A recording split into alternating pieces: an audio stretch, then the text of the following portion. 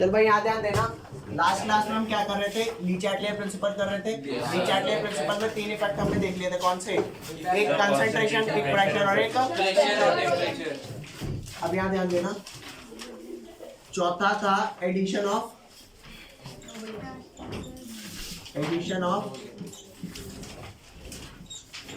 Inert gas. Inert gas का addition क्या करता है, ये बात समझते हैं।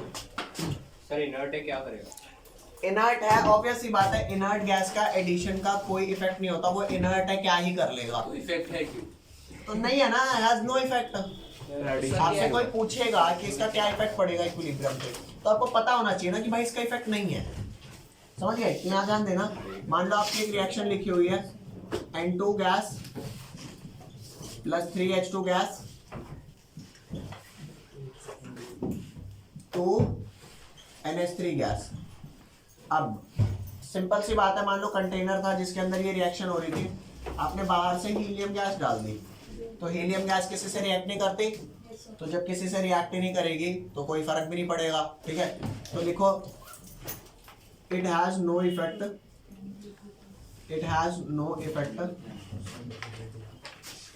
ठीक है, ऑन इक्विलिब्रियम कंडीशन। बस इतना सही है। हाँ भैया, और कितना चाहिए, और ज्यादा चाहिए क्या? अगर सिनॉन डाला तो है? देख, कोई भी ऐसी गैस जो इनमें से किसी के साथ ना रिएक्ट करती हो, मैं कहता हूँ कोई आप एक ऐसी गैस डाल दो जो वैसे तो रिएक्टिव है लेकिन इनमें से किसी से रिएक्ट नहीं कर रही, तो फिर कोई इफेक्ट नहीं है। समझ रहे हो? Yes sir. मान लो कोई इंसान कितना ही अच्छा हो, किसी के लिए कितना ही बढ़िया हो, तुम्हारे साथ हमेशा बदतमीजी से पेश आता है, तो तुम तो हमेशा उसे बेकार ही बोलोगे ना, तुम थोड़ा उसकी तारीफ करते फिरोगे। तो कोई गैस ऐसी है जो इनर्ट है, अब मुझे नहीं पता वो इनर्ट ओवरऑल है या किसी और के साथ रिएक्ट करती है, इनके साथ कर रही है क्या? नहीं सर। इनके साथ नहीं कर रही, तो मेरे लिए तो वो इनर्ट ही कहलाएगी ना। तो बट ठीक है भैया, इनर्ट गैस का कोई इफेक्ट नहीं होता। नेक्स्ट आ जा, मान ले मैं कोई रिएक्टिव गैस ऐड करता हूँ। रिएक्टिव का मतलब हो गया जो मेरे यहाँ पर रिएक्टेंट या प्रोडक्ट है उनमें से किसी से रिएक्ट करना। यहाँ पे रिएक्टिव और इनर्ट का ये मतलब है। रिएक्टिव और इनर्ट का ये मतलब नहीं है कि गैस इनर्ट है या नहीं है, या रिएक्टिव है या नहीं, यहाँ रिएक्ट कर रही है नहीं कर रही, या यहाँ पे रिएक्ट, समझ रहे हो बात? तो नेक्स्ट आ जा, फिफ्थ लिखना है यहाँ पर एडिशन ऑफ। सर थोड़े साइड से पढ़ा दो, दिखे ना। ये समझ आया? देखिए यहाँ पर addition of reactive gas, addition of reactive gas का क्या मतलब है, यहाँ ध्यान देना। इसका इफेक्ट ना वैसा ही है जैसे कंसंट्रेशन का इफेक्ट हुआ करता था। कैसे? पहले लिखना बंद कर दो, ठीक है, पहले समझ लो आप इसको, यहाँ ध्यान देना। जैसे मान करके चल आपकी एक रिएक्शन है N2 प्लस 3H2 गिव्स, आपको पता है सारे गैसियस ही हैं, तो बार बार क्या ही लिखो इनको, लेकिन चलो लिख दिया फिर भी, 2NH3 गैस। मान लो आपने इसके अंदर एक रिएक्शन डाल दी, एक रिएजेंट डाल दिया जिसका नाम है गैस Cl2, तो ये आपने रिएक्टिव गैस डाली, किससे रिएक्ट करेगी? मान ले आपकी जो भी कंसंट्रेशन N2 और H2 की थी, उन्होंने रिएक्ट करा और वो इक्विलिब्रियम कंसंट्रेशन पर सेटअप हो गए जितना उन्हें होना चाहिए। हो गया सेटअप, जो वैल्यू होनी चाहिए थी वो हो गई, मैं कहता हूँ हो गई। अब मेरी बात सुन, Cl2 आएगा, वो H2 के साथ रिएक्ट करके HCl बनाना चालू कर देगा, तो वो कैसा इफेक्ट देगा? कैसा इफेक्ट नहीं देगा कि आप H2 की जो कंसंट्रेशन अचीव हुई थी आप उसे निकाल रहे हो, तो इसमें फिर इक्विलिब्रियम खत्म हो जाएगा बिल्कुल। इक्विलिब्रियम इसमें डिस्टर्ब तो होगा ही ना। मेरी बात सुनना भाई, तसल्ली से सुन। मैं कहता हूँ आपकी एक रिएक्शन थी N2 plus H2 gives ammonia, ठीक ही नहीं थी कि आपकी रिएक्शन। अब हुआ कुछ ऐसा, आपने इसके अंदर एक ऐसी गैस डाली Cl2 जो ना तो इससे रिएक्ट कर रही ना इससे कर रही, सिर्फ इससे रिएक्ट कर रही है। तो अगर वो H2 से रिएक्ट करेगा तो H2 प्लस Cl2 मिलकर HCl बनाएंगे नहीं बनाएंगे? तो क्या ये जो भी आपका H2 की कंसंट्रेशन आई होगी उसे रिमूव नहीं करने लग जाएगा? तो सोच करके देख, अगर रिएक्शन का रिएक्टेंट रिमूव हो रहा है तो रिएक्शन कहाँ मूव करेगी? बैकवर्ड करेगी नहीं करेगी? क्या? अरे यार सिंपल सी बात है। हाँ, ये समझ नहीं आया मुझे, मतलब Cl2 अगर ऐड होगा तो H2 कैसे बाहर चलेगा? H2 और Cl2 रिएक्ट करके HCl बनाएंगे। तो H2 की जो कंसंट्रेशन यहाँ अचीव्ड थी वो थोड़ी सी इससे रिएक्ट करके कम नहीं हो जाएगी? हाँ, फिर वो बैकवर्ड जाएगा। अरे यार मैंने कहा, मैंने तेरे को खाना दिया खाने के लिए, सुनना मेरी बात सुन, मैंने तेरे को खाना दिया खाने के लिए, ठीक है, अब खाना खत्म हो गया बाय एनी मीन, तो जरूरी है कि तेरी भूख मरी गई होगी? आके कुत्ता खा गया होगा, खाना ही कम हो उसमें असर क्या अरे बोल भाई, कुत्ता खा गया तो तेरी का भूख मरी भाई, तेरे तो सिर्फ खाना खत्म होने का इफेक्ट आया कि नहीं आया, कि खाना तो खत्म हो गया जी, क्यों भाई खाना खत्म हो गया तो पेट नहीं भरना चाहिए तेरा, खा गया खाना, अरे कुत्ता खा गया भाई। तो मेरी बात सुन, यहाँ पर मैं क्या कह रहा हूँ, N2 और H2 की कुछ कंसेंट्रेशन आपने ली थी, उसने इनिशियल प्रोडक्ट 0 था, बाद में होगा क्या, N2 और H2 रिएक्ट करेंगे, समझ रहे हो, इक्विलिब्रियम पे कुछ कुछ रिएक्शन के ये रिएक्टेंट के बचे होंगे ना, रिएक्टेंट बचा होगा, प्रोडक्ट बचा होगा, अरे बोलो। तो अगर मैंने बाहर से कोई एक ऐसी गैस डाल दी जो एक से रिएक्ट कर गया, तो रिएक्शन के स्टार्ट होने से पहले डाली सर एक चीज नहीं, इक्विलिब्रियम अचीव होने के बाद, कैसे पता नहीं कुछ बच गया रिएक्ट NH3 से नहीं होगा, मैं कह रहा हूँ मान ले Cl2 ना इससे रिएक्ट हो रहा है ना इससे, सिर्फ इसी से रिएक्ट हो रहा है, कभी प्रोडक्ट से भी तो हो सकता है, अरे चमन आदमी फिलहाल किससे हो रहा है, रिएक्टेंट से H2 से। तो कंडीशन होने को तो वो इससे भी हो सकता है, हाँ तो होने ऐसे को देख के इससे जाएगा भी। H2 से चिपक रहा है इससे, देख के जाएगा ऐसी मतलब कि प्रोडक्ट से वो होना है रिएक्ट होना है, फिर उससे रिएक्टेंट ढंग से बता क्या कर रहा है, रिएक्टेंट ही से करेगा हमेशा। किसने कहा, हाँ तो ऐसे तो प्रोडक्ट से भी कर सकते हैं कभी। हाँ तो मान ले अगर ये इससे रिएक्ट कर रहा है तो क्या खत्म हो रहा है, फॉरवर्ड तो फॉरवर्ड जाएगी ना, तो यही तो समझा रहा हूँ ये नहीं समझा फॉरवर्ड की जाएगी बैकवर्ड की जा रही है भाई, अगर वो प्रोडक्ट की किसी चीज से रिएक्ट कर गया तो प्रोडक्ट की जो कंसंट्रेशन अचीव हुई थी वो डिस्टर्ब हो गई, अच्छा फिर उससे तो दोबारा से रीगेन करने के लिए आगे रिएक्शन ले जानी पड़ेगी, अगर रिएक्टेंट वाली किसी से रिएक्ट कर गया तो वो बैकवर्ड ले जानी पड़ेगी। मैं कहता हूँ जिस साइड की किसी भी एक रिएक्टेंट या किसी भी एक प्रोडक्ट से रिएक्ट कर गया, रिएक्शन उसी डायरेक्शन में मूव करना तो चालू, ये अभी रिएक्टेड के साथ वो हो रहा है, हाँ H2 तो के साथ फॉरवर्ड जाएगा ना, इससे ना गलती हो गई, बैकवर्ड जाएगा। जब रिएक्टेंट था तो फॉरवर्ड नहीं जाएगा, आपने भी लिखवाया था। नहीं तो वो हर टाइम थोड़ा होता, भाई मेरी बात दोबारा सुनो, जहाँ की कंसंट्रेशन जो चीज खत्म होगी वही तो बनानी पड़ेगी, हाँ तो अगर ये रिएक्टेंट से रिएक्ट करा है तो रिएक्टेंट खत्म हुआ तो वो बैकवर्ड ही तो जाएगी, तभी तो ये रिएक्टेंट्स बनेंगे। और कोई आदमी जो नॉर्मल कंडीशन में एग्जिस्ट करता हो क्लास में वो ना समझाओ तो बताओ, अरे ये झूठ बोल रहा है, किसी को समझ नहीं आया, वापस समझाओ। सर एक बार बस एक एग्जांपल ले, ये एक रिएक्शन है, H2 है, Cl2 है, रिएक्ट करके 2HCl बना रहा है, हाँ ठीक है, मान ले इसकी कंसंट्रेशन कुछ थी इनिशियली, इसकी कुछ थी, इसकी कुछ भी नहीं थी, बाद में ये बन गया, थोड़ा सा ये बन गया और ये बन गया, मैंने बाहर से एक रिएक्शन डाली, अब तुम बताना मेरे को कौन रिएक्ट करेगा उससे, हर कोई नहीं करता नहीं करेगा। मैंने बाहर से एक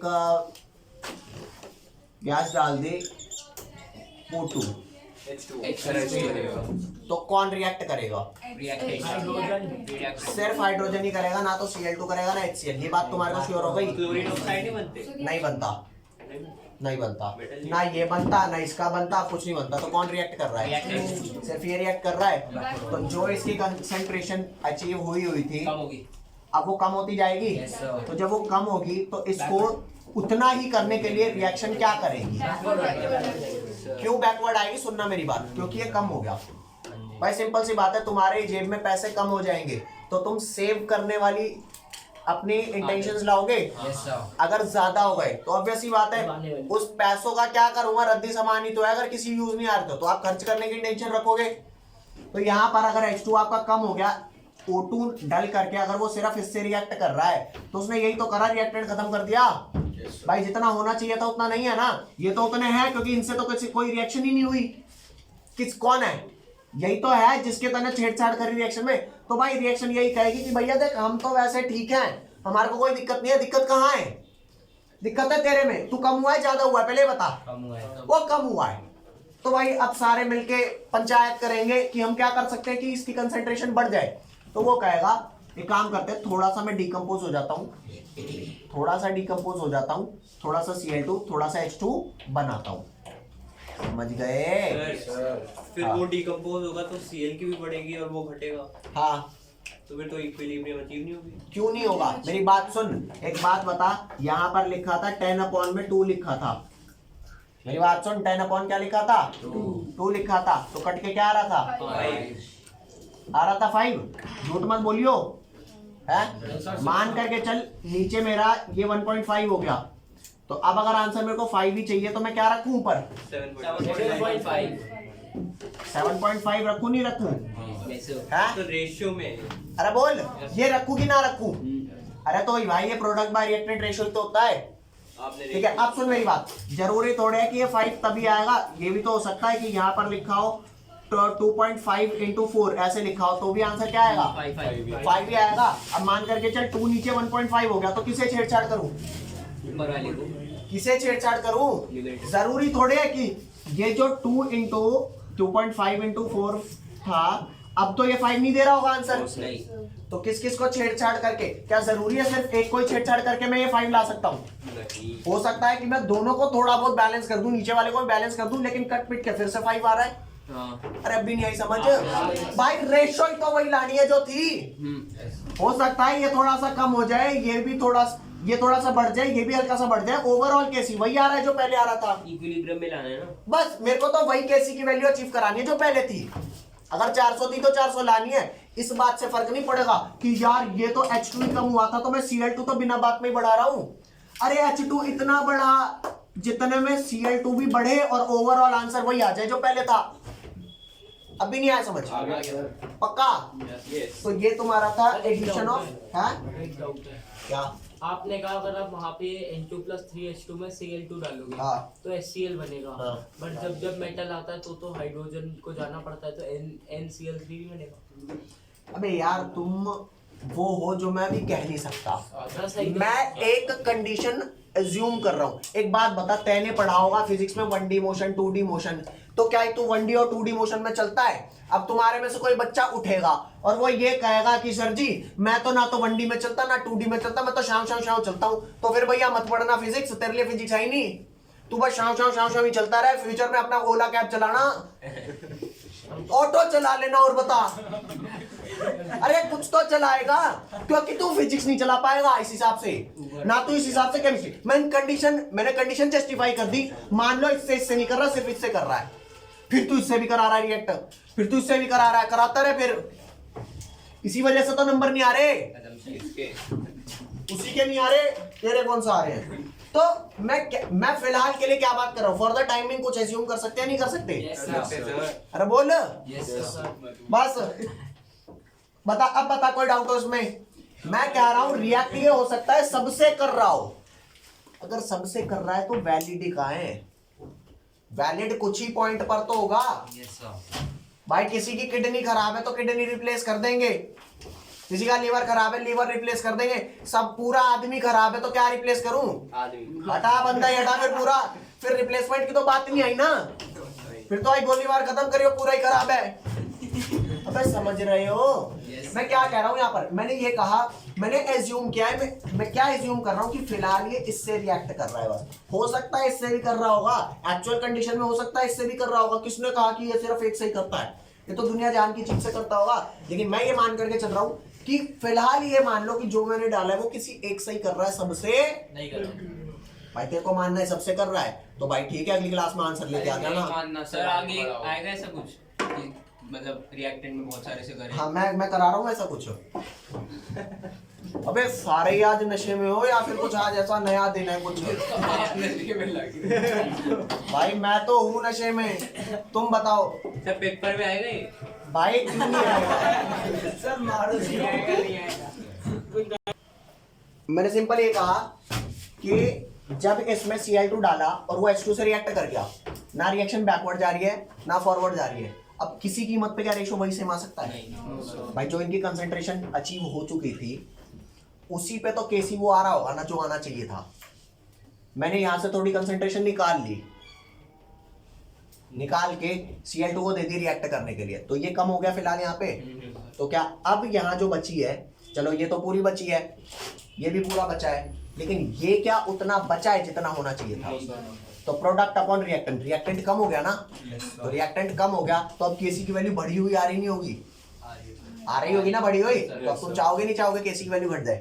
क्यों बढ़ी आ रही होगी समझना। पहले इसकी वैल्यू कुछ थी, इसके कुछ थी, इसके कुछ थी, प्रोडक्ट बाय रिएक्टेंट करा मान लो 400 आ रही थी, तो इसकी अगर आपने Cl2 के साथ रिएक्ट करके कम कर दी तो ये वैल्यू कम हो गई।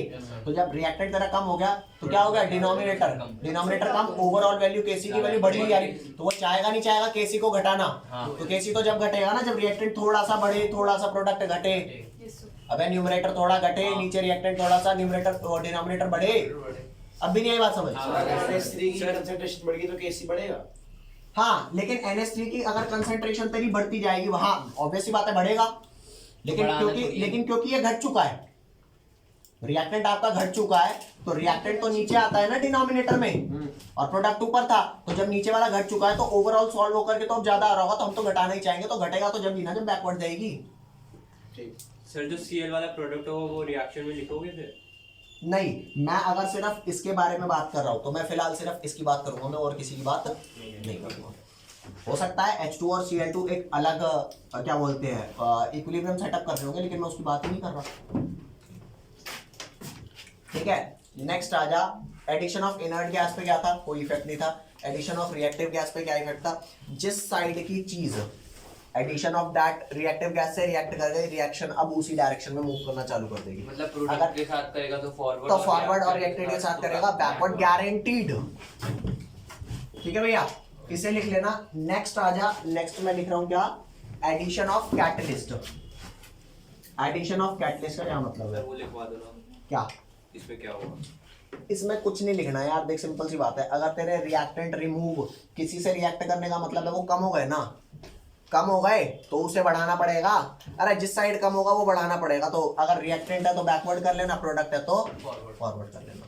ठीक है, नेक्स्ट आ जाओ। नेक्स्ट आता है आपका छठा, addition of catalyst.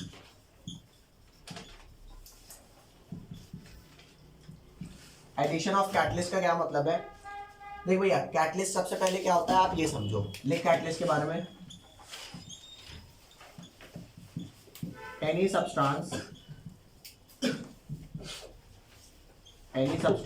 That alter the rate of reaction. Rate का मतलब पता है क्या है यहाँ पे? यहाँ पे रेट का मतलब है स्पीड।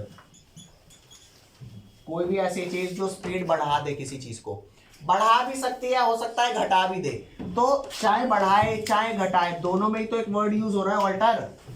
ऑल्टर का मतलब सिर्फ बढ़ाना या सिर्फ घटाना नहीं है। ऑल्टर का क्या मतलब है? चेंज कर देना। तो कैटलिस्ट हमेशा वो नहीं होता जो रेट ऑफ रिएक्शन को बढ़ा दे, वो भी होता है जो रेट ऑफ रिएक्शन को घटा भी दे। तो आले भाई, any substance that alter the rate of reaction is called catalyst. Catalyst किसी भी स्टेट में वो कर सकता है, किसी भी स्टेट मतलब लिक्विड होता है या सॉलिड और होता है। हाँ, कैटलिस्ट का कोई भी स्टेट हो सकता है। ठीक है, जैसे सिंपल सी बात है, अगर तुम्हारे को किताब दे दे, ठीक है, किताब दे दे और कॉपी दे दे, तो अगर तुम्हारे को खुद पढ़ के करना हो तो हो सकता है भाई तुम्हें टाइम लगेगा ज्यादा, लेकिन तुम कर लोगे ना। पढ़ दो तुम तब भी लोगे सारा डिस्क्रिप्शन अगर ढंग से लिखा हो तो। टीचर का काम क्या है? टीचर का काम सिर्फ ये है कि जो काम आप 1 घंटे में करोगे वो काम शायद आपका 45 मिनट या आधे घंटे में करा देगा। समझ गए? तो आपके पढ़ने का स्पीड क्या हो गया? थोड़ा सा फास्टर हो गया, मेहनत भी कम हो गई। टीचर तो बस, कैटलिस्ट। तो हाँ, टीचर सच में कैटलिस्ट है। कैटलिस्ट जो होता है ना, वो रिएक्शन में कभी खुद as it is directly use नहीं होता। वो तो मान करके चलो, जैसे सिंपल सी बात है, मैं आपके पेपर में जाकर के पेपर लिखने नहीं वाला, तो मैं डायरेक्टली आपके पेपर में हेल्प तो नहीं कर रहा ना, लेकिन कहीं ना कहीं मैं इनडायरेक्टली जब आपको चीजें समझा रहा हूं तो मैं आपका क्या कर रहा हूं, यहां पर आपका रेट ऑफ स्टडी या रेट ऑफ अंडरस्टैंडिंग थोड़ी सी बढ़ा रहा हूं। कई टीचर ऐसे होते हैं जो क्या करते हैं, जो सब्जेक्ट आया हुआ था ऐसे ऐसे कॉन्सेप्ट पढ़ाए कि वो भी जो आ रहा था वो भी भूल गए, कंफ्यूजन हो गई पढ़ने के बाद कि पहले तो आ गया था समझ, लेकिन अभी कंफ्यूज हो गया मैं दोबारा से। एक बात बताई मेरे को। तो सिंपल सी बात है, कैटलिस्ट हर वो सब्सटेंस हो गया जो रेट ऑफ रिएक्शन को ऑल्टर करता है। हमेशा कैटलिस्ट बढ़ाता नहीं है भाई, ये बात याद रखना। कई लोग आपको ऐसा बता देंगे कि कैटलिस्ट रेट ऑफ रिएक्शन को फास्ट करता है, नहीं होता ऐसा। पहले कैटलिस्ट उसी को बोलते थे जो फास्ट करता था, लेकिन न्यू डेफिनेशन के हिसाब से फास्ट नहीं करता, सिर्फ और सिर्फ ऑल्टर का मतलब बढ़ा भी सकता है और घटा भी सकता है। तो आपको एक बात बताता हूँ, मान लो एक रिएक्शन आपने ली, यही वाली रिएक्शन ले लो, N2H2 और अमोनिया, इसका Kc क्या हो जाएगा? उस रिएक्शन का Kc हो जाएगा अमोनिया की पावर कितनी? अमोनिया की पावर 2 और इसकी पावर कितनी? N2 की, N2 की पावर 1 और H2 की पावर 3, H2 की पावर 3। ये वैल्यू आई मान लो 400।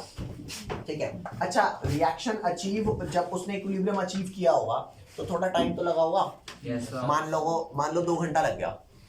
तो कैटलिस्ट डालने से होता पता है क्या है? कैटलिस्ट डालने से ना जो क्या बोलते हैं, हो सकता है कि अगर पहले इक्विलिब्रियम आपका 2 घंटे में अचीव हो रहा था ना, तो अगर catalyst rate of reaction fast करने वाला है तो 1 तो घंटे 1 घंटे में हो जाएगा, और अगर वो धीरे करने वाला है तो 3, 4, 5, समझ गए बात?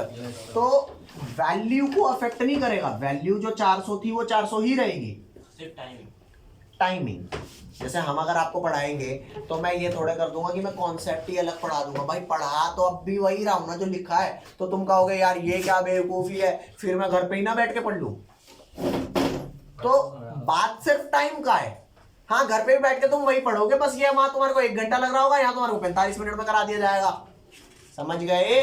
तो वही वाली बात है, यहाँ पर लिख लेना catalyst has no effect on the value of KC. Value of KC का मतलब समझ रहे हो? कि जो विदाउट कैटलिस्ट वैल्यू आ रही थी वही, समझे? अरे यार मान ले विदाउट ट्यूशन तेरे 100 नंबर आ रहे थे पहले भी, लेकिन तब तेरे को एफर्ट थोड़ा ज्यादा लगाना पड़ रहा था, ट्यूशन लगाई, वो चीज तेरी थोड़ी इजी हो गई, तो बच्चा और आ किस लिए रहा है?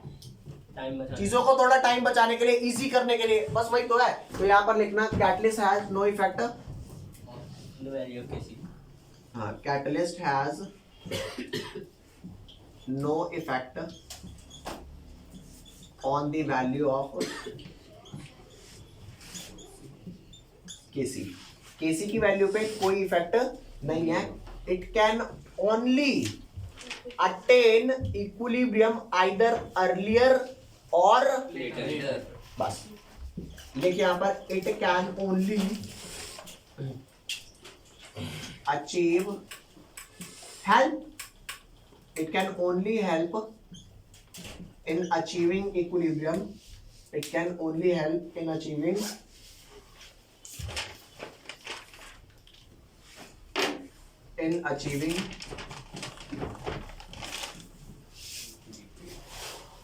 equilibrium constant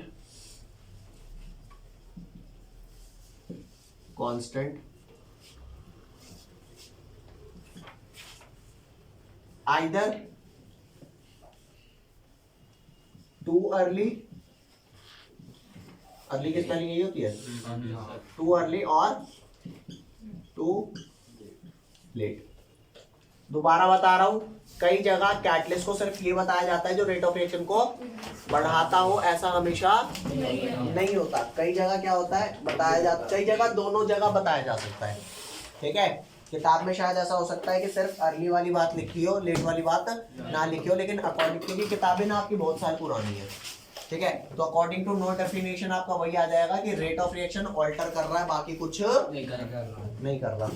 इसको लिख ले। नेक्स्ट टॉपिक आता है हमारा, मिटा दो लेफ्ट वाला पार्ट, नेक्स्ट आ जा। कितने इफेक्ट है सर इसके? खत्म हो गया ना, 6 ली चैटलियर प्रिंसिपल यहाँ पे आपका फिनिश हो जाता है। ठीक है भैया, अब मेरे को एक बात बता, अब अगर इसके किसी भी टॉपिक में, चाहे प्रेशर हो गया चाहे कोई भी हो गया, इसमें कोई डाउट है? टेम्परेचर वाला समझ नहीं आया था? यहाँ लिख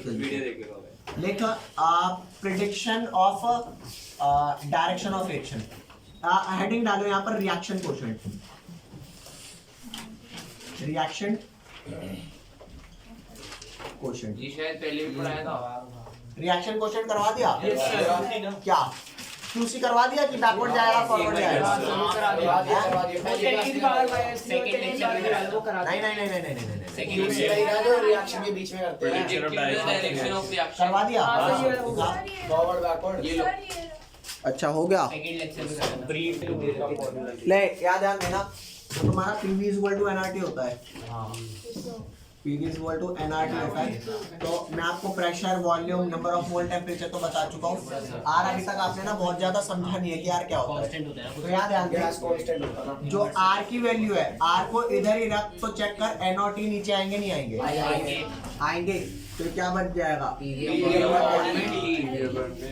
तो मेरी बात सुनना, कितने बच्चों को मैंने अभी तक ये बात बताई है कि प्रेशर की यूनिट जो हो सकती है वो या तो बार हो सकती है या ATM हो सकती है। अगर नहीं बताई तो मैं आपको अब ये एक्सप्लेन कर देता हूँ कि Second chapter प्रेशर के की यूनिट बार में भी हो सकती है और और एटीएम एटमॉस्फेयर भी बोलते हैं, ठीक है। तो बार और एटमॉस्फेयर में बहुत ज्यादा डिफरेंस नहीं होता, लेकिन फिर भी क्योंकि डिफरेंस है तो हमसे तो पूछेगा। तो यहाँ ध्यान देना, अगर तुम्हारा प्रेशर बार में है तो आपके आर की यूनिट क्या हो जाएगी, बार, वॉल्यूम आपका हो जाएगा लीटर में, और नीचे मोल है और नीचे केल्विन है, तो पर मोल पर केल्विन। समझ आया नहीं आया? तो जब आपका प्रेशर बार में होगा तो आर की जो वैल्यू डलेगी वो डलेगी 0.0831। समझ गए बात? वैल्यू नीचे लिख दो। और एटीएम में होगी तो सर ऐसे हर क्वेश्चन के अंदर में ये 0.08 क्या वैल्यू लिखोगे आर की? 0.0831 बार लीटर पर मोल पर मोल, दो बार एक ही चीज क्यों लिखी? ताकि ढंग से दिख जाए वैल्यू पर केल्विन। अच्छा मान करके चल, अगर तेरे प्रेशर की यूनिट एटीएम में गिवन होती पास्कल तो भी क्या तो होता? आर की वैल्यू आपकी 0.0821 एटीएम लीटर। अभी पास्कल की बात नहीं करेंगे, पर मोल पर केल्विन। एक्चुअली क्या है कि आपका जो चैप्टर था ना वो वाला स्टेट्स ऑफ मैटर आपने क्योंकि पढ़ाया नहीं, ठीक है। तो बिना उसके अगर हम बात करते हैं तो बस दो ही वैल्यू होती है आर की, ये वाली ये वाली। अगर आपका प्रेशर कभी बार में गिवन हो तो बिना पूछे ये वैल्यू डालना, एटीएम में गिवन हो तो बिना पूछे ये वैल्यू डालना। अगर कहता है कि मेरे को एटीएम में प्रेशर, गिवन होता है हर जगह, लेकिन लगाते थे वो ये कह रहा है नहीं, अभी आगे क्वेश्चन में दिखाऊंगा बार वाली है, ठीक है। मैं कह रहा हूं अगर आपको कोई यूनिट ना गिवन हो तो आप जो डालोगे वैल्यू उसके हिसाब से प्रेशर की यूनिट आ जाएगी, ठीक है। तो अब आपका एक क्वेश्चन करा रहा हूं, कौन सा क्वेश्चन ध्यान देना, 7.5 आपका एग्जाम्पल में क्वेश्चन दे रखा है। तो एक काम करता है, पहले क्वेश्चन लिख दूं, सामने ध्यान दो। ले भैया यहाँ ध्यान देना, क्वेश्चन में क्या कह रहा है आपको, एग्जाम्पल है एनसीईआरटी का। कहता है एक रिएक्शन दिया इक्विलिब्रियम की, उसका केसी गिवन है, केपी निकालना है। तो केपी केसी का रिलेशन क्या हुआ करता था, मेरा आपका KP is equal to delta N G. Delta N G का मतलब क्या है कि जब मैं नंबर ऑफ मोल्स चेक करूंगा ना तो सिर्फ गैसियस स्टेट देखूंगा।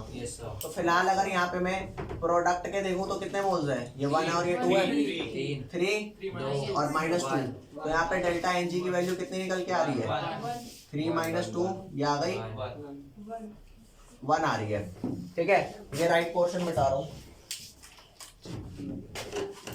फायदा क्या होगा?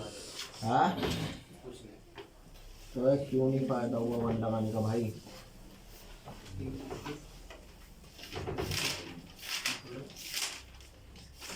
ध्यान देना।